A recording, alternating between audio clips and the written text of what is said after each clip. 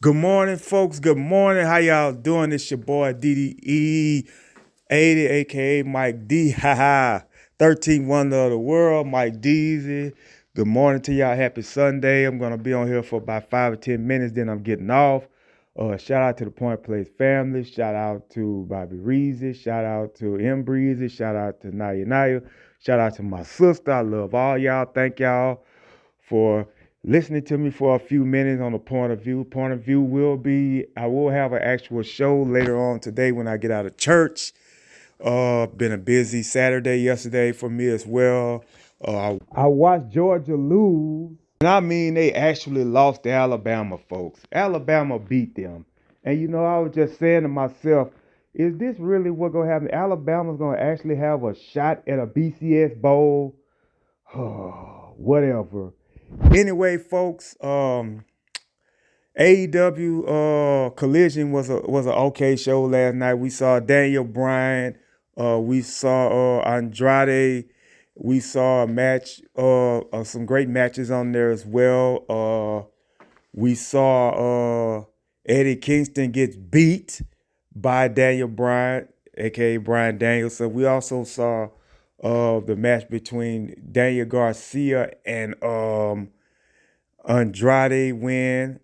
We also saw Claudio had a match as well. He lost to Brody King. Great matches that they had on there. I was just going through some of the matches. FTR and House of Black are having a great little rivalry as well on Collision as well. Very interesting to see what happens. Julia Hart and Abaddon look like they're going to be fighting for the title. Also, we're going to see what happens. Can Sky Blue beat Tony Storm, which I think she's not going to beat Tony Storm, because Tony Storm is something serious now in AEW. That's very interesting to see what happens with them. Also, some great NFL games today. I think it is going to be who is playing this? Who is playing this today? The Eagles and somebody plays today. I can't remember who it is. I know that the Lions and the Saints play. The Patriots play. Wow, another tanking game for the Patriots as well. Uh, there was some talk about Dion could possibly be leaving Colorado to go somewhere else. He needs to. In my book, I think he needs to go to a stronger college team and a school that's a lot better, somewhere where the boys are a little bit more beefier on the offensive line to try to keep Shador from getting hurt. And that's the big problem right there. Shador got hurt a lot, and we got to see what happens. He wasn't even getting hurt like that in Jackson when he was playing for Jackson State. But now you see, when you go to the Pac-12, you see what happens with them. They are a lot more beefier, the boys on the offensive line, as well as the defensive tackles that was tackling him and hurting him. But I hope everything goes all right for Prime. Prime will possibly be back doing something else for his teams as well. Also, the wrestling part, I watched Friday Night SmackDown. Randy Orton is now a member of SmackDown. Randy Orton will be fighting the Bloodline. I think he's going to go through all three of them, all of them until he gets to Roman Reigns. I think that's what's going to be the next move for him. Where does LA Knight stand now? I think him and LA Knight could possibly be teaming up to go up against the Bloodline, which I think could possibly happen as well. Also, ladies and gentlemen, another thing happened, another situation as well happening in the mix of this here. We see now that Carly Sane lost her first match back against Bianca. They should have put her up against somebody else. Maybe if she would have fought Shotzi, she probably would have won. But it looks like it's going to be Bianca, Charlotte, and Io again, probably going to be fighting for the SmackDown Women's title, which is around the waist of Io Sky. I tell you guys, I think Bayley's going to be the one that pulls the rug from under her, because it looks like they're getting tired of Bayley being with the Damage Control, and we'll see what happens with those missing pieces as well. Butch trying to make his own self a new man again. Pete Dunne, a.k.a. he barked up the wrong tree going up against Bobby Lashley, but we'll see what happens now with that. because Bobby Lashley is still a big man in the business. Also, they're going to have a tournament to decide who's going to fight against Logan Paul for the U.S. title. I'm saying this right now. It's going to be Kevin Owens. Kevin Owens is going to beat all these guys in this tournament, and he's going to go up against go up against Logan Paul. That's going to be interesting to see. I think Logan Paul beats KO, but I want to see LA Knight go up against Logan Paul. That's who I want to see go up against Logan Paul. And I think that will be a WrestleMania match if you're not going to put him up against the Bloodline.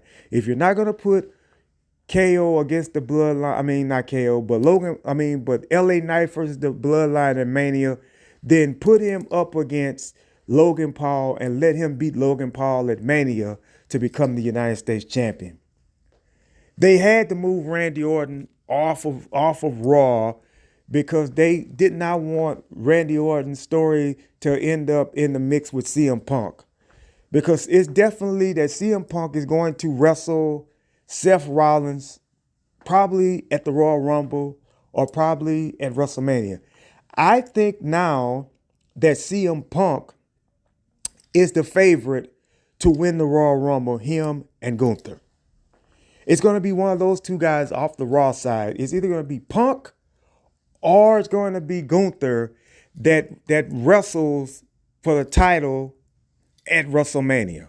It's just that plain and simple. I see it happening that way, folks, because of the simple fact of the matter is that it is built for Gunther and for CM Punk, one of those two guys to win the Royal Rumble. I don't think it's going to be Cody. I think Cody does still have a shot at it, but I don't think it's going to be Cody. Right now, it looks like Cody's going to be on the back burner, and I don't think his story is going to be told this year, folks. I could be wrong, but the moving pieces are going towards CM Punk now. So we'll have to figure that out, how that's going to go. Later on today, I will come back on and I will have the stories of not the stories, but the podcast of some of CM Punk's greatest matches, as well as some of Kurt Hennig, Mr. Perfect's greatest matches, some of my favorite matches from them. You guys will be interested to hear this. But for right now, enjoy your Sundays. All that are going to church, pray that God bless your church service. And whatever you're looking for in church, I hope you find it, as well as your day of football. I hope that everything hits on your spreads for you. And right now, I thank God for allowing me to live to see another day. Also, ladies and gentlemen, the Lakers and the Rockets had a war last night. Congratulations to Kevin Durant for being number 10 on the all-time scoring list as well. But I'm here to tell you all, LeBron James looks like he's going to go for 41,000 now instead of 40,000, folks. But until then, I'm DDE80. I'm Mike D. God bless you. God keep you. Enjoy your Sunday. Ladies and gentlemen, good afternoon, good evening to y'all. How y'all doing? It's your boy Mike D, aka DDE80, aka 13-1 Little World, aka Mike Deezy. Just coming back from a great day at church. The word was talked about. We're getting ready to start the Christmas season about Jesus, and we're gonna celebrate that all month with the kids as well as the family. Things like that. Shout out to the Point Place family. Shout out to Bobby Reezy. Shout out to everybody in the Point Place family, as well as M. Breezy, as well as my baby niece Naya, as well as my sister. Love all y'all. Thank y'all for coming through on this Sunday evening with a point of view. Oh my God. There are some things I want to talk about. Alabama versus Michigan in the college playoffs. And I think Florida State got left out. And it's a travesty that they got left out because I think that they should have been there. I think they should have got there. Florida State had a great season, and there's no way they shouldn't have had a shot at the college playoff. We know that it's going to be Alabama versus Michigan. It's going to be Harbaugh versus Saban. It's going to be interesting to see what happens with that team. I think, as much as I hate to say it, I don't like either one of them. I don't like Alabama, and I don't like Michigan. But I think that Michigan has the advantage over them, and it's going to be Texas and Washington playing also Texas versus Washington. And I'm reading this off a piece of paper for what I saw jotted down. And it looks like I think that Washington has the advantage to beat Texas, but I think Texas is going to put up a fight. So shout out to Texas for being one of the teams that are going to play for a BCS Bowl, especially the Sugar Bowl. That's what we see. Man, I don't really want to get into what I really want to talk about. The elephant in the room. The Saints lost again. Derek Carr threw another interception. The Patriots couldn't even put up 2 points. They were shut out against the Chargers. The Chargers were a better team, and I knew this was going to happen. It's tank season. We're going to get a high pick in the draft, which is going to be a quarterback. If we don't go out there and pick up an established quarterback, we need a quarterback that gets in Belichick's system. Mac Jones and Brady Zapp are not the guys. They're not the guys. Now, well, Kirk Cousins could fit the bill for the Patriots, but that's if he wants to leave Minnesota. But right now, he's out for the season. So we'll see what happens with that. I don't know what's going on with the Saints as well. I know that they are now down in the division. Ladies and gentlemen, the Tampa Bay Buccaneers were the winners of the division at one time. The Buccaneers have been on a slide, a huge slide in wins and losses. The Saints got a better record than the Tampa Bay Buccaneers. You will never guess who's leading that division. The Atlanta Falcons, the Dirty Birds. The Dirty Birds put a beating on the Saints last week. Now they win again this week. So the Dirty Bird right now are leading the division. They're like 6-7, 7-6, something like that. Desmond Ridder, who is a quarterback, or really an unknown quarterback to me, has got the Atlanta Falcons that could possibly win the division that the Saints, the Falcons, the Buccaneers, and the Panthers are in.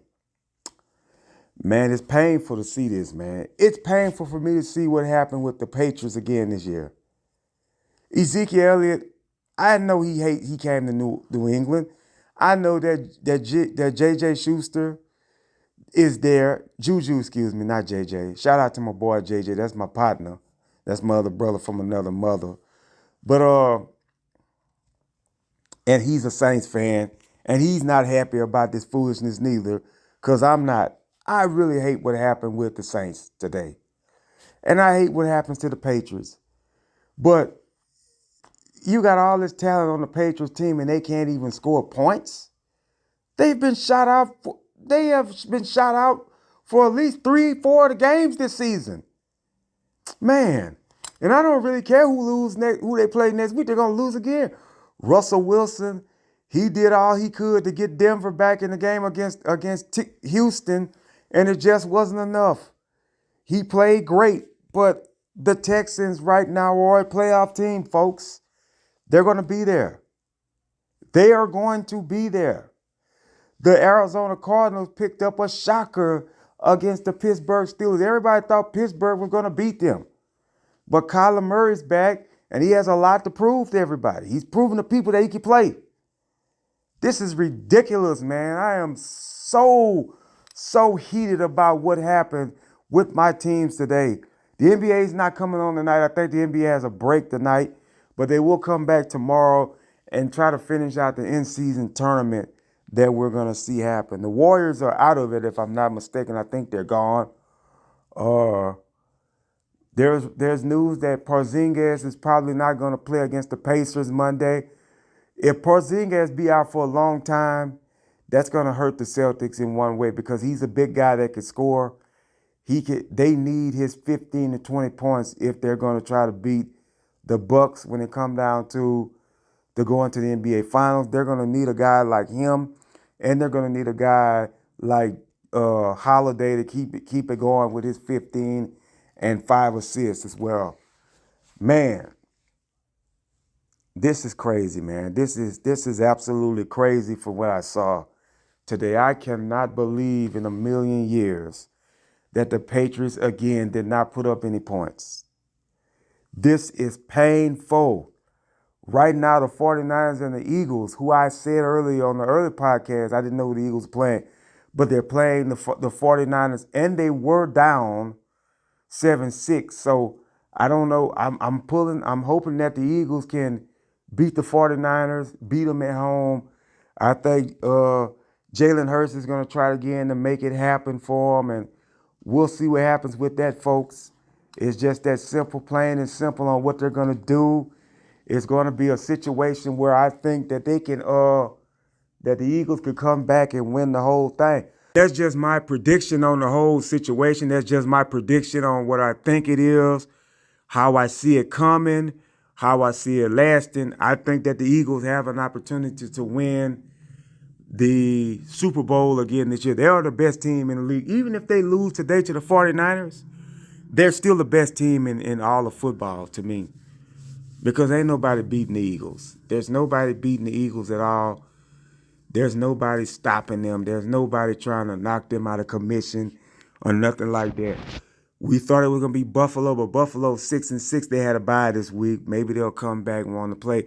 The Dolphins are still kicking tail. It's going to be interesting to see who wins that division. I think it's going to be the Dolphins. I think Miami's going to win it. I think Buffalo's going to be in the wild card. Because the Jets and the Patriots are not going anywhere, folks. Next year, Aaron Rodgers is going to have a whole year to think about what he needs to do with Jets. We're going to have to figure out what guy we're going to have on our team as a quarterback. That's what we're doing right now as the neighbors are talking. So it's interesting to see what happens, man. I'm hoping and praying that the Patriots have a better season next year. We are terrible this year. We are very, very terrible. And Belichick is not in the mood to make nothing happen. So we'll see what happens next year, because that's all I'm looking for right now. I'm looking for what we're going to do in the draft. The Patriots are going to have a high pick in the draft. They either going to be 2 or 1, and I'm thinking they're going to be 1, because the Denver Broncos is now a team that could possibly make a playoff push. So we'll see what happens with that there. Also, let me talk about something else right quick. Let me talk about a situation in sports, ladies and gentlemen, and that's Josh Giddey. They're still on Josh Giddey about thinking that he's with an underage girl or whatever. It's not right what he did. If I don't condone what he does, I'm not condoning that at all. But I will say this though, you know, if he did, then that's him. He has to deal with the consequences of what he has going on or whatever. But we need to stop with this. Everybody throwing the hammer on people every time something happens with them. It's not right. It's not cool. It's not whatever. If you're wrong, you're wrong. Don't get me wrong. You're wrong if you do something. That's what it is. You just pay for what you do wrong. We'll find out, what it is, why is that, and everything like that. With that being said, I'm DDE80 Mike D. I will get off here. I will be back on in a minute because I want to go over all the bowl games that's going to be happening in college football the week before the days before Christmas. God bless you. God keep you. I'll be right back. Yo, I'm back, ladies and gentlemen. I'm back with a special request, man. Doing a special request. Shout out to my boy Fadeaway, but also shout out always to the Point Place family. And Breeze, you might like this. Naya, you might not know nothing about this. But this is one of my, at the request of one of my homeboys, aka Fadeaway. Shout out to Fadeaway, good dude. we're going to talk about the late, great Hall of Famer. Uh, I think he's in the Hall of Fame. Mr. Perfect, Kurt Hennig. Some of you might remember Kurt Hennig from WCW when he was down with the NWO. I remember Mr. Perfect, Kurt Hennig, from when he first was in WWF. A lot of people remember him from AWA when he was Kurt Hennig, winning the AWA World Title. And there are some great matches that Mr. Perfect had. The only thing I don't like about this podcast that I'm going to talk about is that Kurt Hennig never became a WWF champion or a WCW champion. And I wish that he would have. And I knew back in the day, I thought he would beat Goldberg to become the United States champion. But as I know, at the time the Rocket was on Bill Goldberg's back, he had just beat Hogan for the title. And the next person he had to fight was Kurt Hennig, and he squashed Kurt Hennig in a like a 5 to 7 minute match. But also shout out to all of them that were participants. But Kurt Hennig was a crisp wrestler. He was very technical. He knew how to bump in the ring. He would do extra bumps for guys. He would always go in there and put on a great match. Now, what he had going on outside of his life that's a different thing. But as far as him doing his thing in the ring, he was A1, and that's the thing that I do like about Kurt Hennig. So, ladies and gentlemen, let's get started with number 10. Kurt Hennig versus Tito Santana in WWE. Kurt Hennig had some great matches with Tito Santana. Tito Santana was great at what he did. A former Hall of Famer as well. But Tito Santana is what it is, Kurt Hennig had some great matches with him. They wrestled a lot in the 80s. And it was just, a great match to see Tito versus Kurt Hennig, Mr. Perfect. Now, if you want to watch some of the matches that Tito Santana had with him, it's on WWE Peacock as well as on YouTube. Just type in Tito Santana versus Kurt Hennig, Mr. Perfect, and I guarantee you'll see what I'm talking about on there. Honorable mention, before I go to number 9, Kurt Hennig, Mr. Perfect versus Kerry Von Erich for the Intercontinental title. Those were some great matches as well. I think at the time Kerry Von Erich had a peg foot, if I'm not mistaken, an artificial foot or something like that. And he wasn't able to, get himself together. He had severely hurt his foot in a motorcycle accident. And we know that the Texas tornado, which was Kerry Von Erich, had a lot of, problems outside of the wrestling business, drug problems and things like that. But when he got in the ring with Kurt Hennig, Mr. Perfect, they had some great matches, especially with the Intercontinental title was on the line at that time. Shout out to, and rest in peace to Kerry Von Erich, as well as Mr. Perfect, Kurt Hennig. So that's an honorable mention. Number 9, the Perfect Team, folks. Survivor Series tag match. I think it was Survivor Series 1992, where it was Mr. Perfect teaming up with Randy Savage against the Nature Boy Ric Flair and newcomer Razor Ramon, aka Scott Hall. And when you think about this tag match, this is what you think about. Flair's the only living guy left in this match. That's the first thing, because all these guys have passed. Savage, Hennig, and Scott Hall.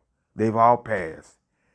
But the background of this story was interesting, because I remember this perfectly well. Macho Man Randy Savage was looking for a partner to team up with him to go up against Scott Hall and Ric Flair. Well, Mr. Perfect was not even in the mix at first until Flair and Heenan started, belittling what Kurt Hennig was doing for the Nature Boy Ric Flair. Because at one time, Kurt Hennig and Bobby the Brain Heenan were always helping Ric Flair in his matches. And I'll get to the other end of this story between Flair and Kurt Hennig. When you think about this tag match they had, Savage and Perfect, two guys right there on teams that two Hall of Famers. Well, all of them are Hall of Famers, but you had two Hall of Famers there that were knowing what they were doing in the ring. Because as much as Savage was out how he was on the outside of the ring, in the ring he was very, very, very crisp, very protected. He knew how to do his thing, and Kurt Hennig was the ultimate bumper. So, and he was good at what he did too. But this was a great matchup. So look at Survivor Series 92 on Peacock or look it up on YouTube. You'll see what I'm talking about with that match and the story that builds up to it. Number 8, Nick Bockwinkel versus Mr. Perfect, Kurt Hennig. AWA World Title on the line. Kurt Hennig was able to beat the great Nick Bockwinkel. If everybody know who Nick Bockwinkel is, Nick Bockwinkel was one of the great wrestlers of the AEW Vaughn Garnier Championship Wrestling Company, straight out of Minneapolis, Minnesota. Nick Bockwinkel, who had draws with Hogan, had a match with Hogan and was able to get Hogan, out of the scene and off the record and everything like that there. They were able to make business with Hogan, but then they started making business with Kurt Hennig. And Kurt Hennig was a former AEW World Champion. If you want to look up Nick Bockwinkel versus Kurt Hennig, that's also on Peacock and on YouTube. I'm quite sure they have it on there. Nick Bockwinkel versus Kurt Hennig. Next match, which is number 7, Jerry the King Lawler versus Kurt Hennig. And this was a match between Memphis and Minnesota, if I'm not mistaken, because Kurt Hennig was the AEW champion and Jerry the King Lawler was he was also a Memphis champion or something like that. Jeff Jarrett's dad's company, Memphis Championship Wrestling, if I'm not mistaken. And everybody knew that Kurt Hennig was leaving AEW to go to WWE. And so Jerry Lawler said this the best. He said the only reason why Kurt Hennig lost that match to him was because they knew he was on his way to WWE. That's the reason why they took the belt off of him so that he could get it. Jerry the King Lawler became the AWA World Champion. And on another pod, I'll talk about the story behind the Kerry Von Erich versus Jerry the King Lawler match as well. But for now, we're just going to talk about Jerry the King Lawler versus Kurt Hennig match, AWA title. Also, we had Jeff Jarrett going up against Kurt Hennig. These were some WCW matches where Jarrett came in 97 and then he came back to WWE in 99, but 98, and 96. I think this match happened in 96. I think it was like when they were trying to recruit him in the Horsemen as well as Jeff Jarrett, but they had some great matches as well. Jarrett versus Kurt Hennig, folks. And those matches are also on Peacock as well as YouTube. So look up Kurt Hennig versus Jeff Jarrett, WCW. Great matches. Also, WWF match, Piper versus Kurt Hennig, Mr. Perfect. Those were some great matches as well. Piper going up against the late, great Roddy Piper, who's always was a ball of fire in the ring as well. He would go up against Kurt Hennig. and they had some great matches as well. Particularly look at some of the old WWE superstar matches and things like that. So, we'll see what happens with that as well. Just look it up, Peacock, YouTube. You'll find the matches there as well. Also, number 3, excuse me, I skipped number 5. My bad, folks. Number 5 is Hulk Hogan versus Curt Hennig. Those matches took place in WWE, and I remember Saturday night's main event where Curt Hennig broke the title of Hulk Hogan, beat it in and broke it into pieces, took it back to him and everything like that, and gave it to Mean Gene and gave it to Hulk Hogan. This was on Saturday night's main event. They had some great matches there.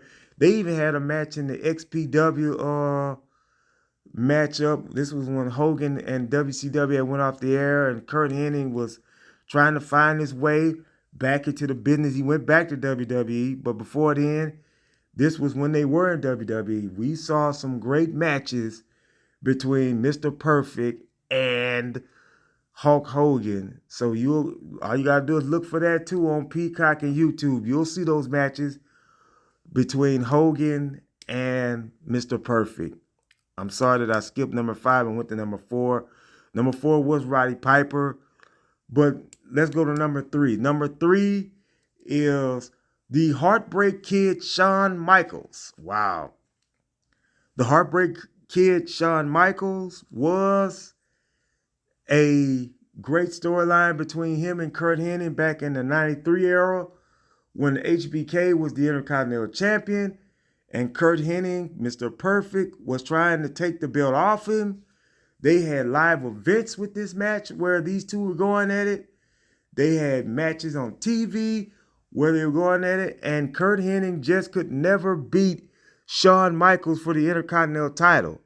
So I will say this here. Those were entertaining matches.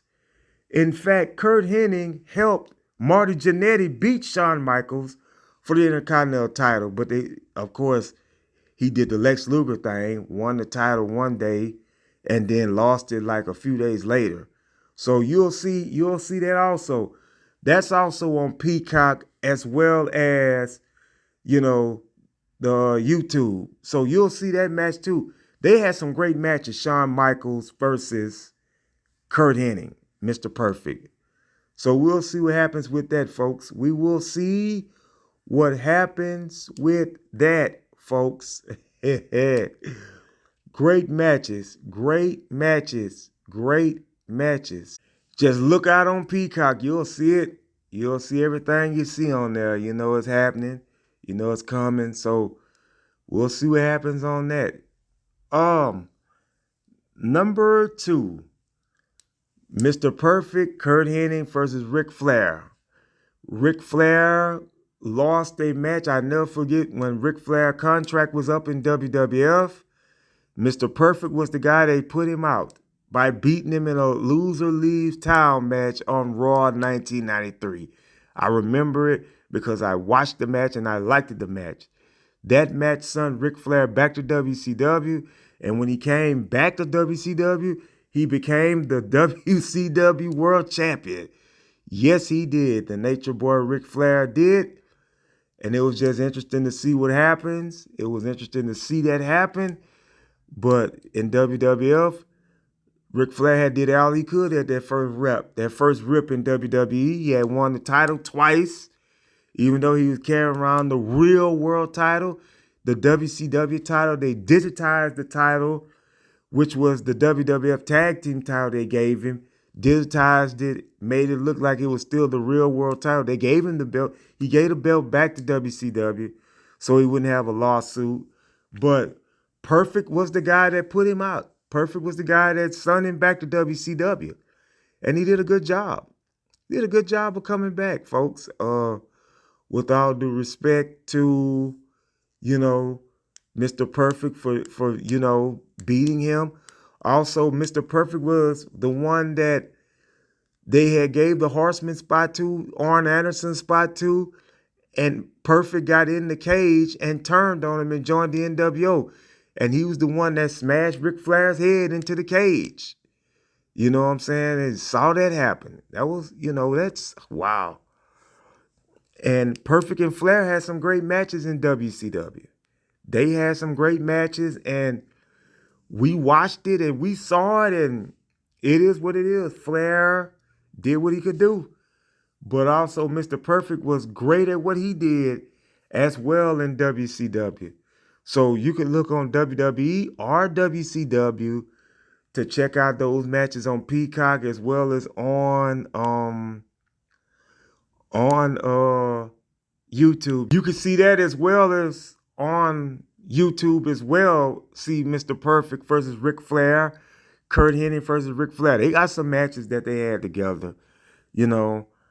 And also, number one, the greatest matches I saw was Bret Hart versus Mr. Perfect. And those matches were two of the greatest matches I saw. The match between him at SummerSlam 1991, and then the King of the Ring match in 1993. In my book, the King of the Ring match was the greatest match I saw. I know that 91 was where Bret Hart became the Intercontinental the Intercontinental Champion. Excuse my French.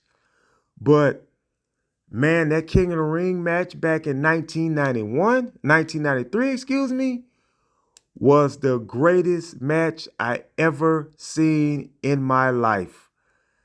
Those were matches like Savage versus Steamboat, Punk versus Cena, the Raw after Elimination Chamber 2013. Man, I'm just telling you, Seth Rollins Cody Rhodes match. You see matches like that there, but that match between Bret Hart and Mr. Perfect, King of the Ring 1993, was one of the best matches I ever saw in my career. One of the best matches I ever saw in my career. In my career. Man, I'm telling you, one of the greatest.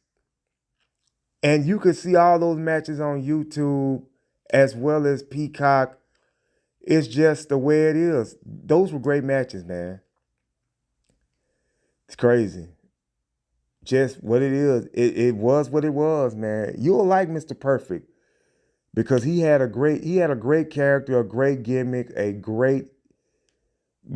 was a great wrestler.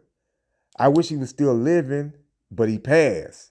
But, you could still watch his greatness on Peacock and on YouTube.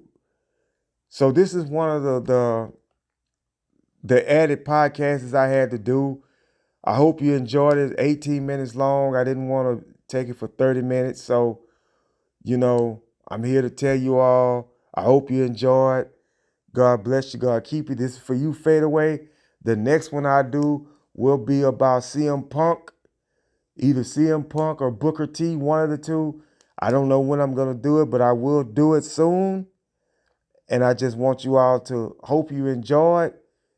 Just tell me if you want to see me do some more or hear some more. Just let me know. God bless you. God keep you. I'm out. Have a good night.